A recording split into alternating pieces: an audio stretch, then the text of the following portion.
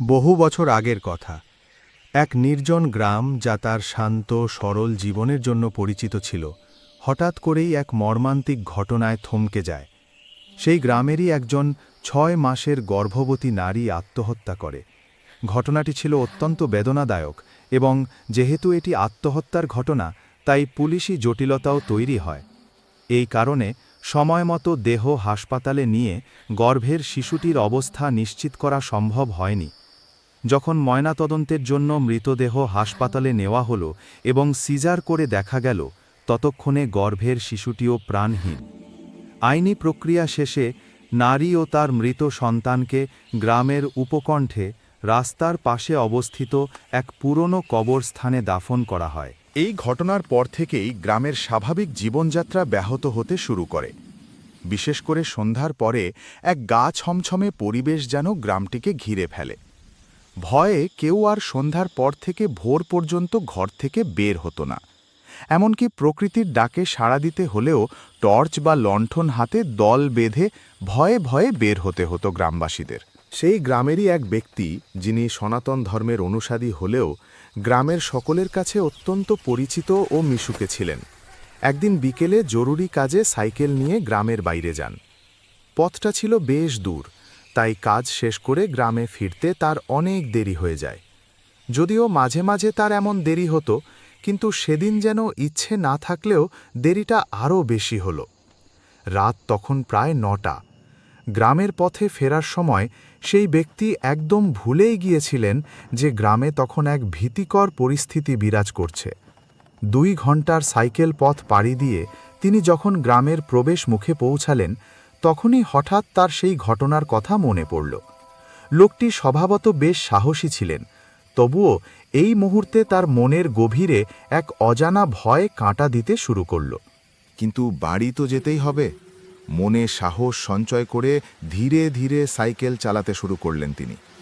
তার মনে সবচেয়ে বেশি ভয় দানা বাঁধতে শুরু করল এই ভেবে যে আর সামান্য কিছুক্ষণের মধ্যেই তাকে সেই প্রাচীর ঘেরা কবরস্থানটি অতিক্রম করতে হবে, যেখানে সেই গর্ভবতী নারীকে সমাহিত করা হয়েছে।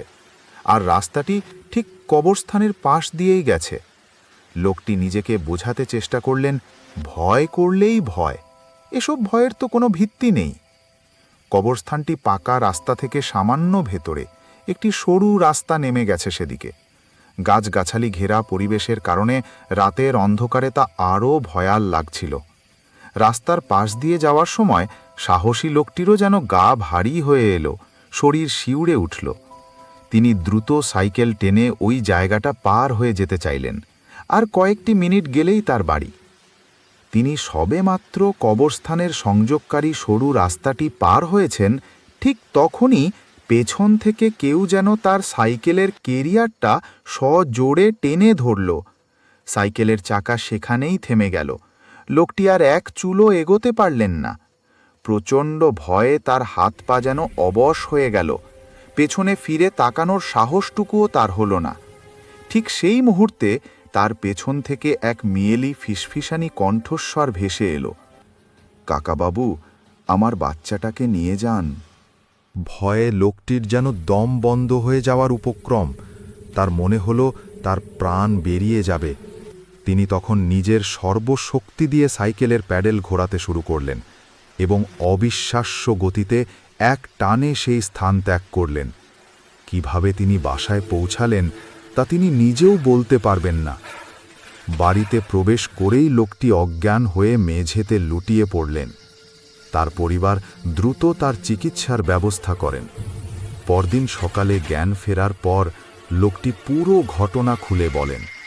এই ঘটনার অভিঘাতে তিনি দীর্ঘদিন অসুস্থ ছিলেন।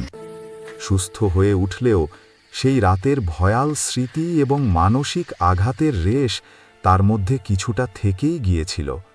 গ্রামের মানুষের কাছে সেই রাতটি আজও এক ভীতিকর লোককথা হয়ে রয়ে গেছে, যা সন্ধ্যা নামলেই সবার মনে এক চাপা আতঙ্ক জাগিয়ে তোলে।